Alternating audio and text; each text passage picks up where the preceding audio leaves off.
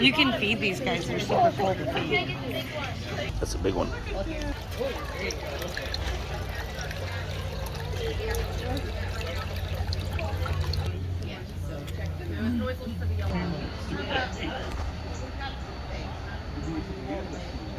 Goliath.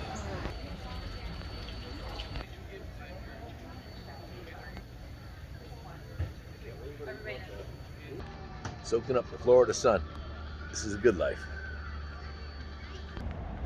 I'm not sure if you can see it, but the tide is absolutely racing in here. Like, I'm pretty sure you couldn't swim across. You'd end up downstream in the Megalodon Lagoon over there. There have been Megalodon sightings. Trolling for shark. What chicken do? Where's the water come out of?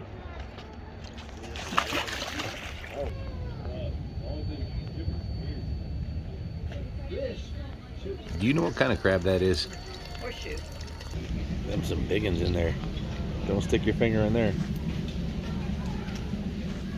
6-footers. It's predator reef. Predator reef.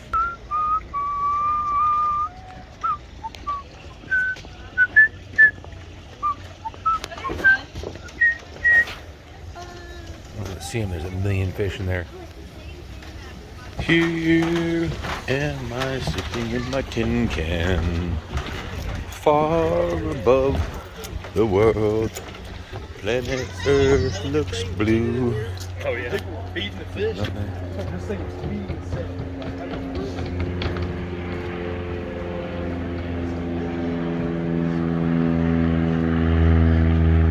Wow.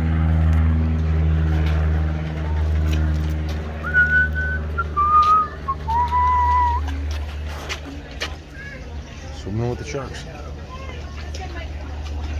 Not a good idea.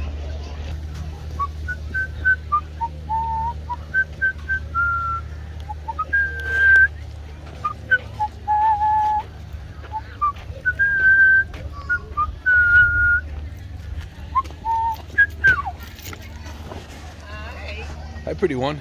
How's it going? What are you doing? Looking at the fish. You feeding the fish? No, Can we feed them?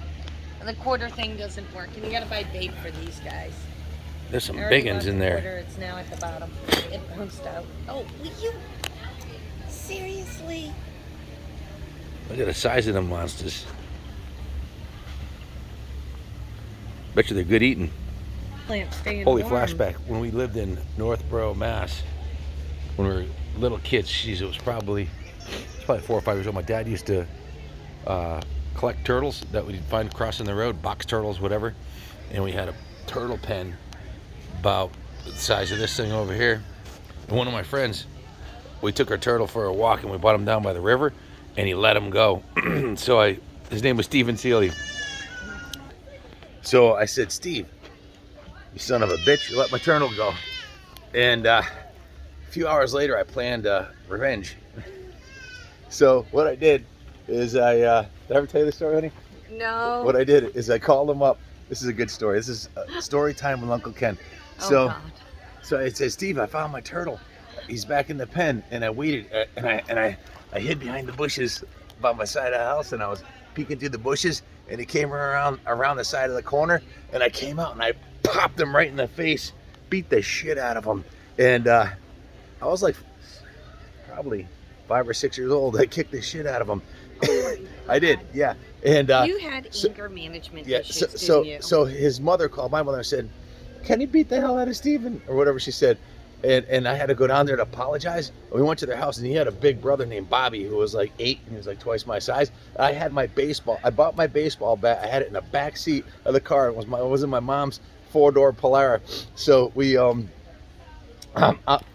little Bobby's comes running down the hill. And I opened the door and grabbed my baseball bat and I hit it behind the door. And as soon as he came close enough, I whacked him in the knees with it, dropped him like a fly, took him out, and I hopped back in the car and closed the door. So that's story time. Look, it's a true story.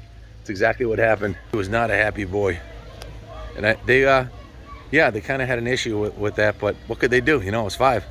Oh my God. You had it. Story time with Uncle Ken. Hey man, you let my turtle go, you're gonna get ass whooping.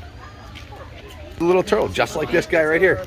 Just like him. 40 years old. Moral of the story is never set someone's turtle free. Because they'll probably kick your ass and break your big brother's knees with a baseball bat. There he is. He looks like Bobby Seeley. It's like, you gotta What you looking at, honey? There's a giant turtle in there. He's 50 pounds. He's in the corner. See him? We'd have to beat your parents up too if you lost that one. He's a monster. There's a little section. I was at the zoo with my dad, and he was a real character, as you can probably imagine, when I was a kid. And he stuck his hand in the mongoose cage, and it bit the tip of his finger off. Blood everywhere. He had to go get stitches. I was a little kid. I remember it like it was yesterday. You gotta look. You're not looking up there. There you go. Oh, wow! Stick your finger in his mouth, huh? Look at that thing. Can you see it? His mouth is open. There's a bit of a reflection. No, zoom it out a little. You don't have his whole head. That's his mouth. That's open. That's a turtle. That's a turtle mouth right there. Yeah, he weighs 50 pounds. He's just waiting for someone to stick their finger in there. His name. It's an alligator snapper, and they don't play. Those are good eating too. What's in here, babe? Alligators. Baby gators. Baby gators. Gator fries. They're all trying to stay warm. Yeah, they are. They're in the sun. They see me rolling. So we moved to Connecticut in '74 when I was 9. So I had to be somewhere between 7 and 9 when the lost turtle caper of 1973 happened. This is where you play bait or gator bait. You just stand here and see if any come out. And its natural habitat, the white stork. Fun fact of the day, the great egret nearly went extinct in the late 1800s when their feathers were extremely popular in fashion. Greedy humans almost killed them off. And the snowy egret is a small white egret, the black legs and bright yellow feet. The species was hunted for its plumes in the late 1800s. So we almost wiped them out too. I see a pattern here. Another interesting fact, the Everglades ecosystem, located in southern Florida. The Everglades is a 2 million acre wetland ecosystem that ranges from central Florida down to the Florida Bay. Since 1930, the Everglades size has diminished greatly due to urban development, canal construction, and environmental regulations. As early as 1837, there were discussions about draining the Everglades. The wetlands are responsible for filtering pollutants, absorbing excess nutrients, and providing safe drinking water for much of southern Florida. The 4 major drainage canals stretch 236 miles alone.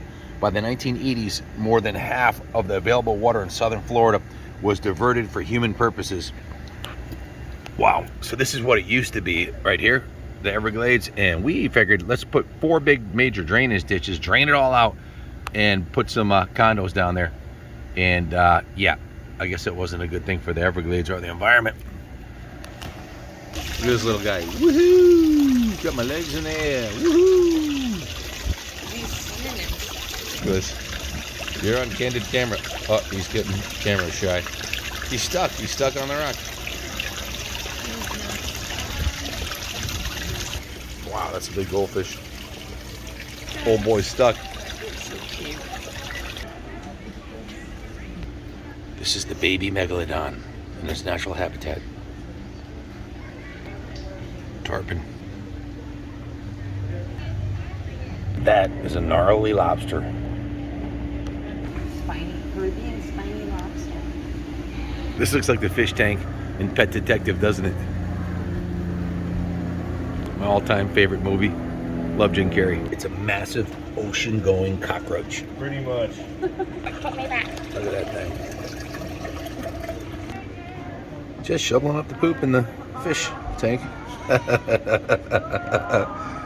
Typical Sunday. Scraping algae. That's what This one we call Beaker. Beep, beep, beep.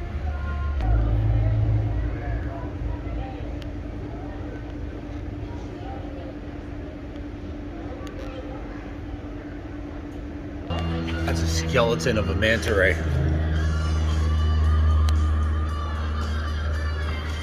He looks famished. Who would win the ultimate shark rumble?